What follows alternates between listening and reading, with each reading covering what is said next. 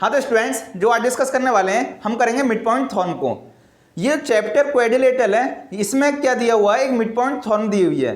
अब इस mid point theorem को पढ़ने से पहले आपने कुछ पैरेललोग्राम से रिलेटेड प्रॉपर्टी पढ़ी, क्वाड्रिलेटरल के बारे में पढ़ा और उसके बाद आए हो मिड पॉइंट थ्योरम पे। वहां पे आपने क्या करा कि मिड पॉइंट थ्योरम का स्टेटमेंट पढ़ा और आपके समझ में नहीं आया, तब पहुंचे आप इस वीडियो तक।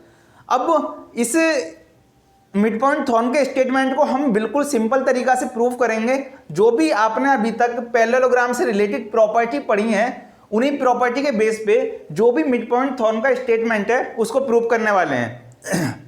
अब मिड पॉइंट थ्योरम का स्टेटमेंट है क्या?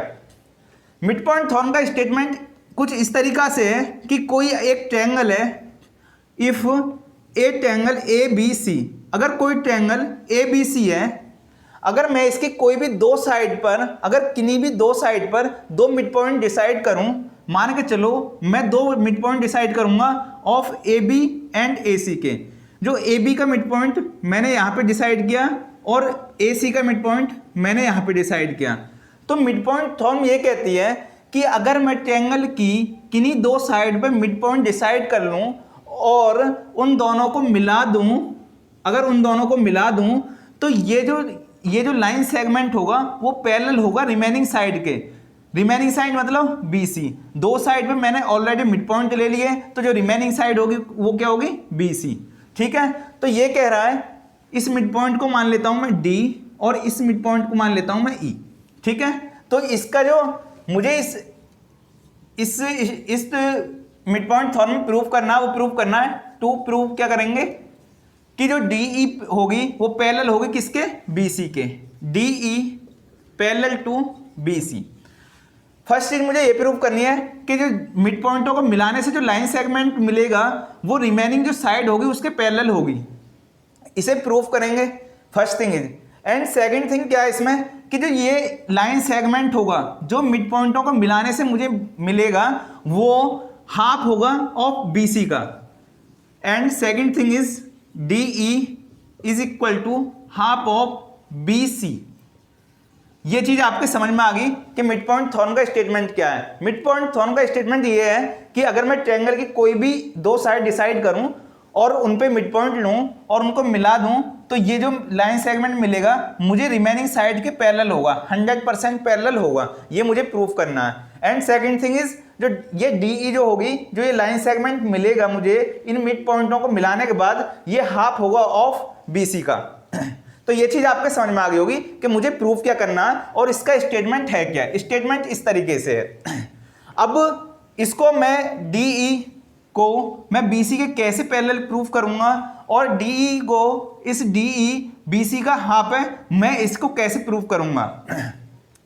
तो थ्योरम को प्रूव करने से पहले आप पहले देखो कि अगर मैं यहाँ पे, अगर आप देखो तो यहाँ पे कैसे इसे प्रूव कर सकते हो कि DE पैरेलल टू BC। अब ये जब ये चैप्टर आपके क्वाड्रिलेटरल में दी है पैरेललोग्राम की, वहां पे आपने प्रॉपर्टी पढ़ी है, तो आप उन्हीं का यूज करके इस चीज को प्रूव करने वाले हो। अब इसे प्रूव करने के लिए सबसे पहले मैं क्या करूंगा, इसका प्रूफ करने के लिए मैं सबसे पहले क्या करने वाला हूं, कंस्ट्रक्शन करूंगा। अब कंस्ट्रक्शन मुझे करनी कैसे है, बस आपको इतना याद रखना कि इसके मिड पॉइंट थ्योरम के स्टेटमेंट को प्रूव करने के लिए हम कंस्ट्रक्शन करते किस तरीका से हैं। तो मैं प्रूफ में लिखना कि सबसे पहले लिखना स्टेप कंस्ट्रक्शन। मैं कंस्ट्रक्शन में क्या करने वाला हूं कि मैं इस पॉइंट C से, जो इस ट्रायंगल का एक वर्टेक्स है पॉइंट C, मैं इस C से एक लाइन ड्रॉ करने वाला हूं जो इस AB के पैरेलल होगी। ये मैं कंस्ट्रक्शन में मान लेता हूं कि कोई एक ऐसी लाइन ड्रॉ कर रहा हूं कि जो AB के पैरेलल है। मतलब ये कोई लाइन है CF मान लेता हूं, ठीक है, इसको ABCDEF। ये कोई लाइन मैंने CF मैंने ड्रॉ करी, CF किसके parallel, parallel to AB, parallel to AB। ये मैंने कंस्ट्रक्शन में पहले ही बोल दिया है कि मैं जो ये काम कर रहा हूं, ये जो मैं काम कर रहा हूं वो क्या करा मैंने, CF पैरेलल टू AB। ये चीज मैंने फिक्स कर दी। अब वो मैंने ये पैरेलल मान लिया है क्योंकि मैंने कंस्ट्रक्शन में लिख दिया कि ये मैंने क्या करा, यहाँ पे कंस्ट्रक्शन कि CF पैरेलल है AB के। फर्स्ट थिंग इज, अब ये जो DE है इसको मैं क्या करूंगा, थोड़ा सा आगे की तरफ बढ़ाऊंगा इस तरीके से, और ये किसी एक पॉइंट पे यहां पे कट करेगा। ठीक है, इस पॉइंट, इसको मैं कोई पॉइंट मान लेता हूं जी। जी ये कोई पॉइंट है जहां पर इस DE ने CF को कट करा, वो पॉइंट क्या है, जी। अब मुझे जो प्रूफ करना है, प्रूफ क्या करना है कि ये पैरेलल इसके, ठीक है, ये पैरेलल इसके प्रूफ करने से पहले आपको क्या करना है, इन दोनों ट्रायंगल को कॉन्ग्रुएंट प्रूव करना है। First one is this and second one is this. Reason मैं पहले कॉन्ग्रुएंट प्रूव करूंगा, उसके बाद मैं आपको रीजन बताऊंगा कि मैंने ऐसा क्यों करा। ठीक है, तो मैं इस ट्रायंगल को जब इन दोनों ट्रायंगल को कॉन्ग्रुएंट प्रूव करने का जो सबसे पहले मेरा मकसद है वो है क्यों, इसको समझेंगे बाद में। पहले मैं इन दोनों ट्रायंगल को कॉन्ग्रुएंट प्रूव कर लेता हूं। ठीक है, तो in triangle ADE and CEG, in triangle ADE and CGE, आप देखो आपने जो कॉन्ग्रुएंसी पढ़ी थी कि दो ट्रायंगल को कैसे कॉन्ग्रुएंट प्रूव कर सकते हैं, तो वहां पे कई सारे रूल थे, तो किसी भी रूल के थ्रू हमें ये दोनों ट्रायंगल कॉन्ग्रुएंट प्रूव करने हैं। तो करो इनका प्रूफ। अब करेंगे कैसे, एक चीज देखना कि ये लाइन और ये लाइन एक दूसरे को क्या कर रही है, इंटरसेक्ट। और लाइन और एंगल में आपने पढ़ा था, अगर कोई दो लाइन एक दूसरे को इंटरसेक्ट इस तरीके से कर रही है तो उनके वर्टिकल अपोजिट एंगल क्या होते हैं, इक्वल होते हैं। तो मैं लिख सकता हूं कि DEA किसके इक्वल होगा, GEC के, ये एंगल इसके इक्वल होगा, कोई दिक्कत, क्योंकि वर्टिकल अपोजिट एंगल है। तो मैं लिख सकता हूं AED angle ADE is equal to angle CEG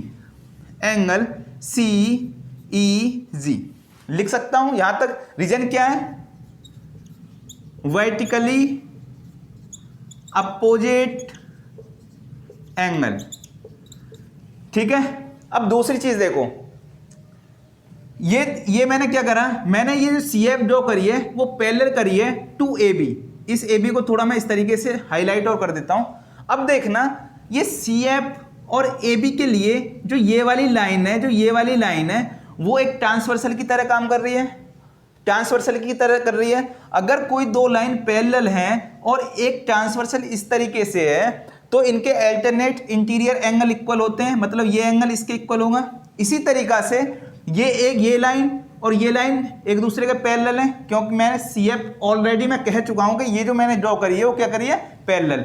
इसका मतलब हुआ क्या, ये एंगल इस एंगल के इक्वल होगा, अल्टरनेट इंटीरियर एंगल। तो मैं लिख सकता हूं कि angle DAE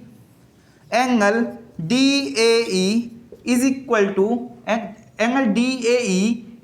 to angle ECG।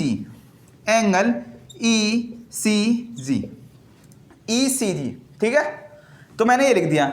अब मुझे पता है जब मैंने क्या करा था, जो थॉर्न का स्टेटमेंट था कि ये इसके मिड पॉइंट है। मिड पॉइंट का मतलब होगा क्या कि ये AE जो होगी वो EC के इक्वल होगी, AD जो होगी वो DB के इक्वल होगी। बिल्कुल सही बात है, क्योंकि थॉर्न का स्टेटमेंट है उसमें उसने पहले ही बोल दिया कि मिड पॉइंट है, उस कंडीशन में ये DE पैरेलल होगी BC के।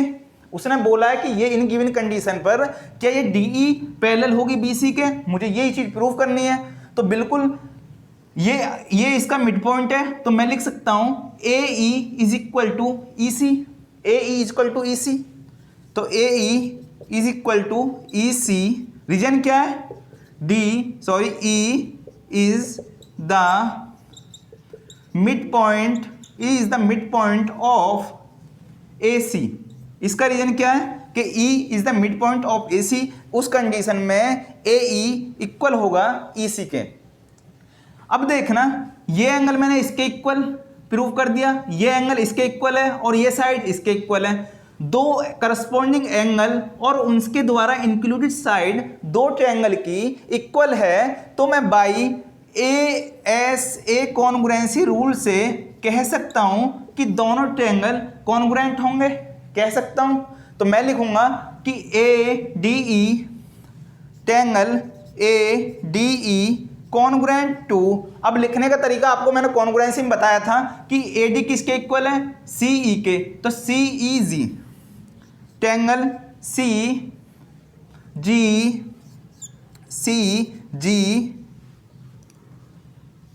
ई। ठीक है, लिखने का तरीका अगर आपको नहीं पता है तो जो कॉन्ग्रुएंसी की वीडियो वहां पे बहुत जो बेसिक वीडियो थी कॉन्ग्रुएंसी से रिलेटेड, वहां मैंने आपको बिल्कुल सिंपल तरीके से बताया कि अगर दो ट्रायंगल कॉन्ग्रुएंट हैं तो हम किस किस टाइप से लिख सकते हैं। ठीक है, अब दो ट्रायंगल ये मैंने कॉन्ग्रुएंट प्रूफ कर दिए। इसका मतलब हुआ क्या कि मैं बाय सीपीसीटी से कह सकता हूं कि इनके करस्पॉन्डिंग साइड्स और करस्पॉन्डिंग एंगल इक्वल होंगे, बिल्कुल होंगे। अब यार एक चीज सोचो कि मुझे ये पैरेलल प्रूफ करने के लिए मैं ऐसा कर क्यों रहा हूं कि ये सारे इन दोनों ट्रायंगलों को कॉन्ग्रुएंट प्रूफ कर रहा हूं, इसकी कंस्ट्रक्शन कर रहा हूं।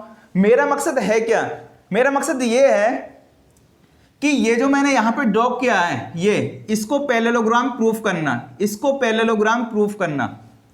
अगर मैंने ये बाय द वे अगर मैंने ये बी डी जी और सी अगर मैंने पैरेललोग्राम प्रूफ कर दिया तो आप बिल्कुल समझ जाओगे कि पैरेललोग्राम अगर मैं इसको प्रूफ कर दूं तो आपको पता है पैरेललोग्राम की प्रॉपर्टी होती क्या है कि अपोजिट साइड जो होती हैं वो इक्वल और पैरेलल होती हैं। तो इसका मतलब हुआ क्या कि BC DG के पैरेलल हो जाएगी, और DG पैरेलल है तो DE is also a part of DG, then DE will be a parallel of BC, बिल्कुल होगा।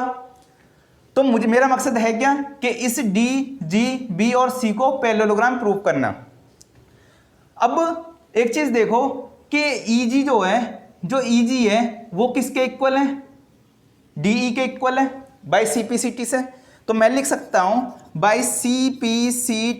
बाय CPCT से जो EG होगा वो किसके इक्वल होगा? DE के। जो EG होगा वो किसके इक्वल होगा? DE के इक्वल होगा। कोई दिक्कत यहां तक नहीं होगी बिल्कुल भी।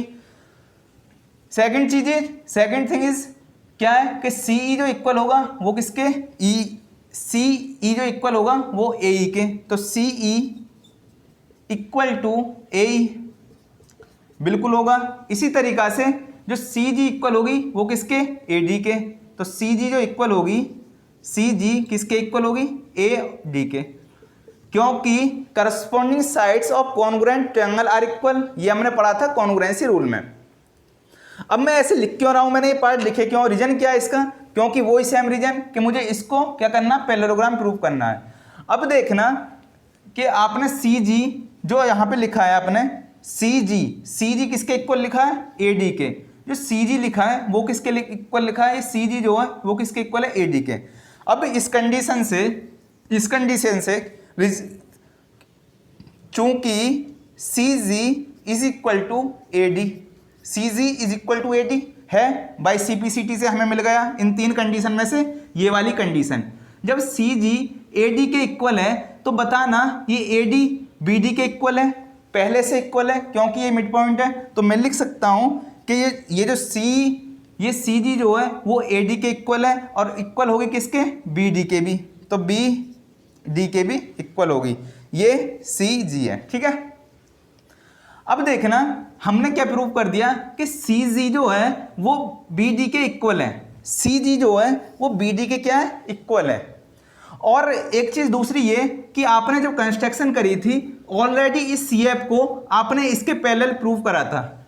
ठीक है, और थॉर्म 8.8 जो है, जो आपकी थॉर्म 8 है इस चैप्टर की, उसमें लिस्ट कंडीशन किसी क्वाड्रिलेटरल को पैरेललोग्राम प्रूव करने की क्या थी? अगर कोई भी क्वाड्रिलेटरल का कोई भी एक पेयर या तो ये हो सकता है या ये हो सकता है, अगर इक्वल एंड पैरेलल हैं, अगर कोई भी एक pair of quadrilateral are equal and parallel, then this quadrilateral will be a parallelogram. ठीक है, मतलब हुआ क्या कि ये साइड्स इसके पैरेलल भी होगी और क्या होगी? इक्वल ही होगी इसके। यही तो होती है, ये लिस्ट कंडीशन होती है किसी भी क्वाड्रिलेटरल को पैरेललोग्राम प्रूव करने की। अब मैंने क्या कर दिया? CG BD के इक्वल प्रूव कर दिया, CG BD के इक्वल प्रूव कर दिया, और ये ऑलरेडी किसके पैरेलल है। तो one pair of opposite sides of a quadrilateral are equal and parallel, then that quadrilateral will be a parallelogram। तो मैं इस कंडीशन से कह सकता हूं CG is equal to BD and CG also parallel to CG also parallel to BD, तो इस condition से मैं कह सकता हूं कि ये क्या होगा, एक पैरेललोग्राम होगा, बिल्कुल होगा। तो मैं लिखूंगा DB DG BC then DBGC will be a parallelogram, ठीक है, पैरेललोग्राम। अब मैंने ये प्रूफ कर दिया कि ये एक पैरेललोग्राम है, ठीक है। अब नेक्स्ट, अब जब ये मैंने प्रूफ कर दिया कि ये पैरेललोग्राम है, तो आपको पता है कि इसकी जो अपोजिट साइड्स होती हैं वो इक्वल और पैरेलल होती हैं। तो मैं कह सकता हूं जो BC होगी वो किसके पैरेलल होगी, DE के। आप सोचोगे क्या रे तो DG के पैरेलल है। एक चीज समझो कि मान के चलो ये तो कोई पैरेलल लाइन है, तो इसका इतना पार्ट भी इसके पैरेलल होगा, तो या तो पूरे पार्ट को लिख लो, लेकिन मुझे प्रूव करना क्या करना है, DE, तो इसलिए मैंने क्या लिख दिया, DE is parallel to BC, DE is parallel to BC। इस कंडीशन में पहले आपको क्या करना है, इसको पैरेललोग्राम प्रूव करना है। पैरेललोग्राम प्रूव करने के लिए आपने क्या करा, इसको इसके इक्वल और पैरेलल प्रूव करा, तब आपने कहा कि ये एक पैरेललोग्राम है, ठीक है। उसके बाद आपने क्या लिखा कि BC पैरेलल टू DE, ठीक है। इतनी बात समझ में आ गई आपको। तो BC पैरेलल टू DE मुझे प्रूव करना था। अब सेकंड थिंग, अब इसका स्क्रीनशॉट लो और मैं सेकंड थिंग को प्रूव कराने वाला हूं, ठीक है। स्क्रीनशॉट ले लो इसका। सेकंड थिंग क्या है कि जो DE है वो हाफ ऑफ BC होगा। अब आप एक चीज देखना, ये इसके पैरेलल और इक्वल है, ठीक है। जो BC है वो किसके इक्वल है, DG के। तो अब DG is equal to BC बिल्कुल है, पैरेलल और इक्वल है, क्योंकि मैं ऑलरेडी इसे क्या प्रूव कर चुका हूं, पैरेललोग्राम।